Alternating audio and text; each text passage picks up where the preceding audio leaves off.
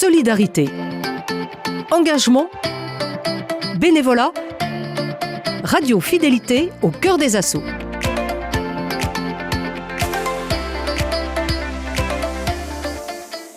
Depuis 2023, Écoterre Orvault propose des actions pour sensibiliser petits comme grands à la transition écologique qui touche notre planète, avec pour but de rendre l'écologie accessible à tous et de mettre en place des éco-gestes quotidiens. Bonjour Ilzo, vous êtes cofondateur et président d'Écoterre. Les actions telles que le ramassage de déchets se déroulent-elles uniquement sur la commune d'Orvault ?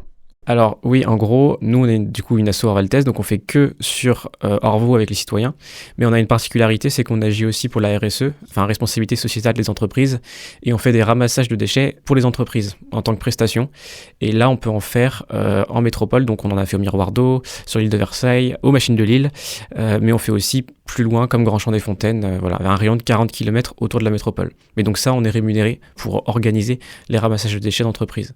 Mais pour les citoyens, c'est que Orvault. On parle de ramassage de déchets, mais vous avez aussi d'autres actions. Vous avez aussi la sensibilisation. Ouais, tout à fait. On a donc sensibilisation, c'est un gros morceau, si j'ose dire, d'Écoterre Orvault. On fait des stands du coup de sensibilisation, comme je le disais, des bords de Loire, Folie des plantes, fête de l'environnement à Orvault. Mais on a aussi, par exemple, un potager avec une école maternelle. Donc on anime un potager à l'école maternelle de la Ferrière quasiment toutes les semaines. J'y étais encore hier matin. Et pour essayer de sensibiliser au maximum les jeunes aux enjeux du potager et aussi liés à l'environnement, avec des petits rappels à l'écologie, ce genre de choses. Et une fois, par exemple, j'avais croisé un jeune de 5-6 ans, je pense, dans la rue, qui c'était pas du tout dans le cadre du potager, mais c'était un jeune que j'avais vu au potager, et il se souvenait de moi, il disait « Ah, mais c'est bien, aujourd'hui j'ai trié mes déchets et tout », donc voilà, c'est des petites anecdotes, mais ça montre que quand même, enfin j'espère que ça fonctionne et qu'on sensibilise au maximum. Donc on a ça, on a aussi les défis climat. Donc ça a été lancé par Nantes Métropole avec une subvention européenne. Et les défis climat, rapidement, en gros, c'est des défis.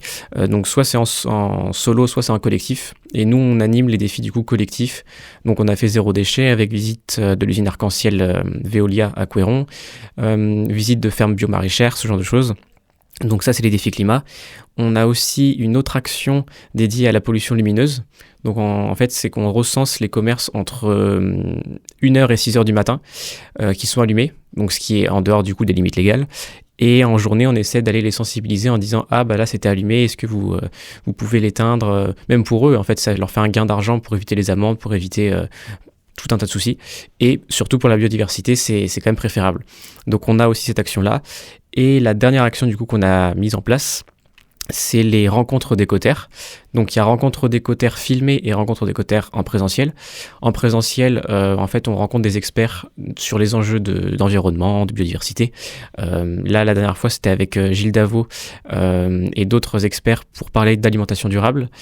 Et sinon, on a les rencontres filmées, donc là c'est sur YouTube, et on essaie d'interviewer en fait des experts. La dernière fois, c'était Madame Louise Dalibert, qui est professeure de sociologie et qui est expert de la trajectoire des élus locaux en politique, des élus locaux, oui. Et donc on propose ça sur YouTube. Voilà, c'est les actions qu'on essaie de mettre en place. On peut pas on peut pas en faire non plus 1 million parce qu'étant étudiant, c'est assez chronophage et on peut pas tout faire.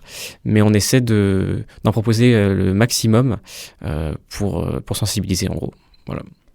Mais les interviews sur YouTube, c'est un nouveau projet ? Ouais, c'est ça. En fait, ça a été lancé le mois dernier. Ça a été lancé le mois dernier, en avril. Et le but, c'est d'essayer d'interviewer le plus de personnes possible et de diffuser en fait plus largement que les rencontres en présentiel qui sont réservées à 20-30 personnes.